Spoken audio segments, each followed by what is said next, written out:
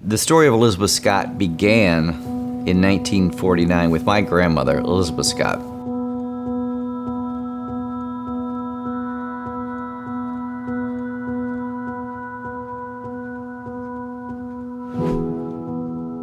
She was a farmer's wife. At a point in her life, but it was probably the empty nest syndrome, her husband died. And really, he was a farmer, and that's all they did. They had no other income. So she went to the what was called the state hospital. She got a licensed practical nursing degree. At that time, the medical director at the state hospital suggested she take some of the ladies back to her farm home and care for them there, and really started her farm nursing home at that point. She lived on site. She actually had I guess there was like a mobile home or some kind of trailer or something on site that she lived at right there.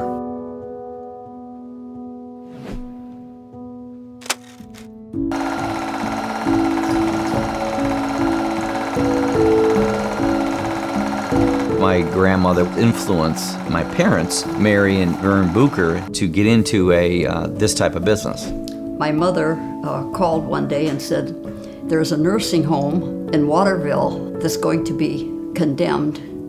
It wasn't in the worst shape in the world, but it wasn't good. It needed to be cleaned up. My husband was working. He worked for a big company in Toledo. He built a lot of buildings, commercial buildings.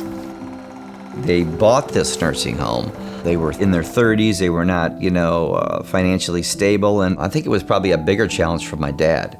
He could do a lot of the work that needed to be done, remodeling and things. He went to work as a carpenter, was a contractor, and a general manager at a construction company. So when he'd get home from work, then, he'd pitch in. We just kept going, till all times of the day and night. It later became Hillcrest Care Center. That's what they called it at that time.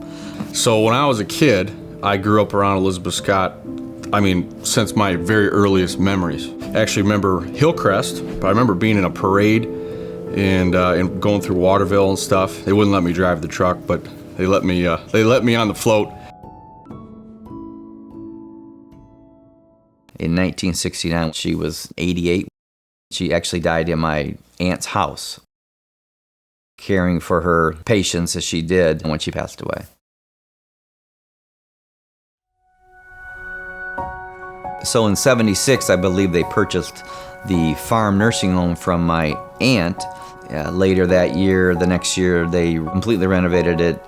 I did not want the main part of the house to be demolished. So we had a wing on the left side and a wing on the other side. But we still kept the main part of the house, except we had to take the top off. I changed the name because the farm was one thing. I wanted it to be a memory to her. It became what's now known as Elizabeth Scott Memorial Care Center, and it was in memory to my grandmother. In 1987, I remember reading about a place, I think it was in Milwaukee. I think it was Minneapolis. I read about a nursing home that was there. There was a facility up there that was brand new, and the new buzzword at that time was assisted living. And so I sent them up there. My dad and myself. And said, take a look up there and see what it looks like and see if that would be something that we could do. It sounds really good to me. We went up there, spent the day, talked to the owners, the contractors, and we kind of modeled our facility after this facility in Minneapolis. And so we put the Hillcrest up for sale. And that was called Phase 1, basically expanded Elizabeth Scott to the first assisted living building that we have, the 2-story building.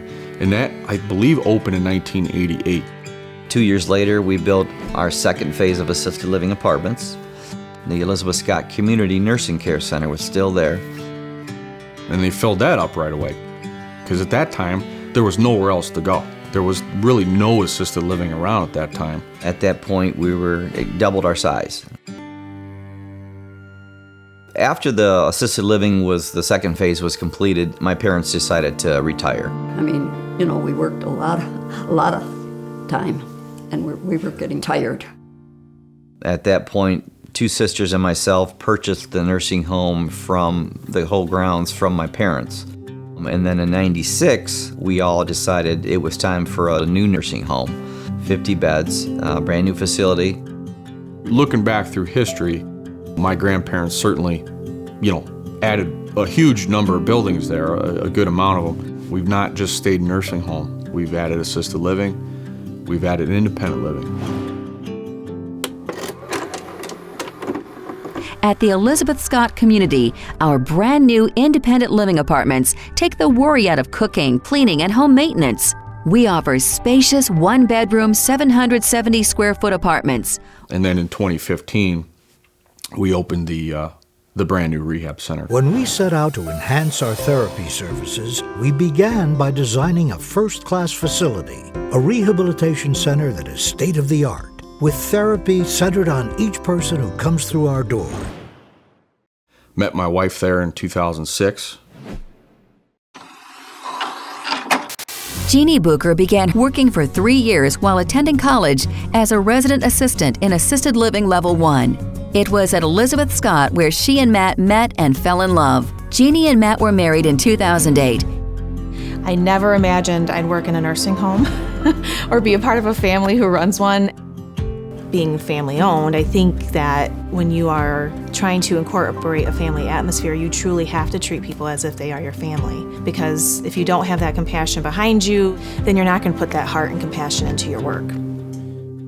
I really had one other job pretty much my whole life. It seems that he knows every resident there. He just runs around and is like full of energy. He will come up and shake the residents' hands. He will express care to them. He is just like their son. Even if he would just come by and squeeze my mom's arm, it just meant the world to her that someone that owned the place cared that much about all the residents. When people come in the door, or when you have a meeting with a family or a resident and they tell you there's a big difference in, our facility versus a corporate facility, and they always are talking about the family aspect. Most of the continuing care facilities out there are all corporate owned, but we're pretty much the only one around that's family owned and has the whole continuum of care. This is truly a family business since 1949. It has not been owned by anybody other than the Elizabeth Scott's immediate family for that long. And it's important because today there are so many places that are just run by large real estate companies and nobody knows who the owner is. I truly think back to Elizabeth Scott and the pressure she was dealing with starting out in her own home and the clientele she must have been dealing with. You really start to feel very proud and very, very thankful to the generations that have come before us. Elizabeth Scott, her own self, and my grandparents, and what my dad's done. If I had to do it over again, I would not choose anything but this. I think if I had it to do over, I would do exactly what I did.